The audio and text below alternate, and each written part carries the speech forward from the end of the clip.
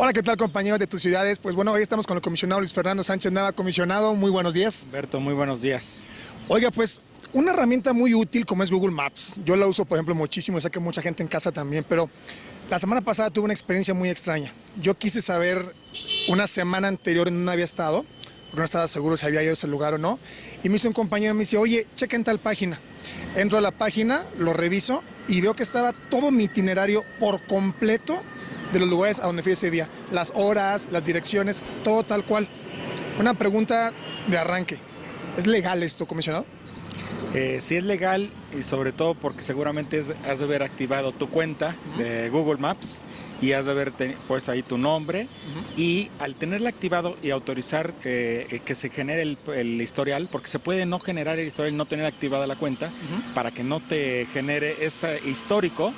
Porque el problema es de cuando alguien pues, se puede hackear, ¿no? Y te puede investigar a la hora, primero saber dónde está tu domicilio, a la hora que sales, a la hora que regresas, a dónde vas.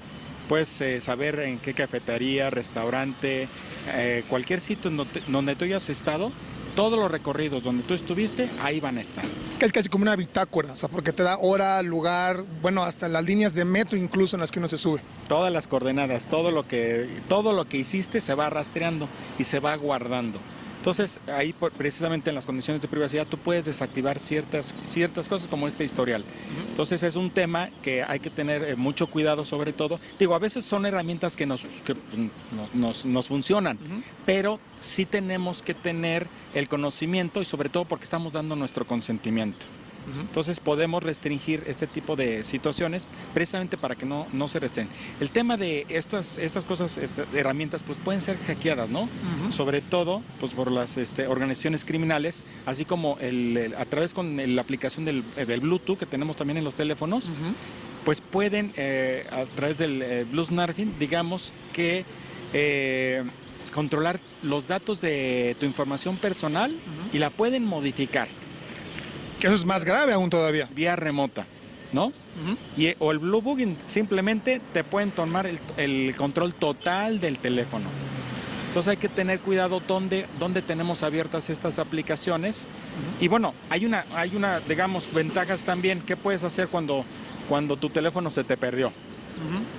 Puedes rastrearlo vía tu computadora, incluso puedes hacerlo sonar, aunque esté en silencio, vía otra computadora, digamos, otro teléfono, rastreas la cuenta y desactivas y borras todos los datos. Es una aplicación también dentro de Google para precisamente, primero si se te extravía el teléfono, poderlo localizar, pero también poderlo, si te es robado, poder quitar todos los datos que están contenidos en el teléfono móvil. Ok, o sea, entonces estamos ya más o menos de acuerdo en que tiene ventajas y tiene a su vez también desventajas. En este caso, ¿cómo podemos hacer o qué tan conveniente es, por ejemplo, y que además no sé si se puede hacer, el hecho de que le digamos a la aplicación, ¿sabes qué? Sí quiero que guardes esta información, pero esta otra no, esta quiero que la compartas con terceros, esta quiero que no. ¿Se puede? Y si sí, ¿es conveniente hacer esto o no, comisionado? Es muy conveniente, sobre todo que a veces la gente tenemos aplicaciones de los bancos, ¿no? Y a veces dejamos la herramienta de autocompletar para que ya no me acuerdo de mi clave, mejor le pongo autocompletar.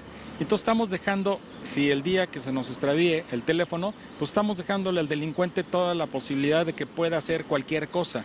Entonces, aunque nos cueste mucho trabajo memorizar, digamos, las contraseñas, pues es preferible tener eso a poner estas cosas que facilitan al delincuente. Digamos, nos cuesta más trabajo, pero es mucho más conveniente y vamos a sufrir y tener menos dolores de cabeza el día de mañana. Sufrir mucho menos, comisionado, exactamente. Así que pues ya lo saben, sin duda la tecnología es bastante positiva, pero hay que estar siempre, como dicen por ahí, muy buzo, porque hay que saber que sí, que no, y sobre todo estar muy pendiente, como comentaba usted en una ocasión anterior, de los términos de privacidad, saber a qué le damos palomita y a qué no. Comisionado, como siempre, muchísimas gracias. Alberto, es un gusto. Compañeros, pues esto es todo por acá y mientras tanto regresamos con ustedes al estudio de tus ciudades.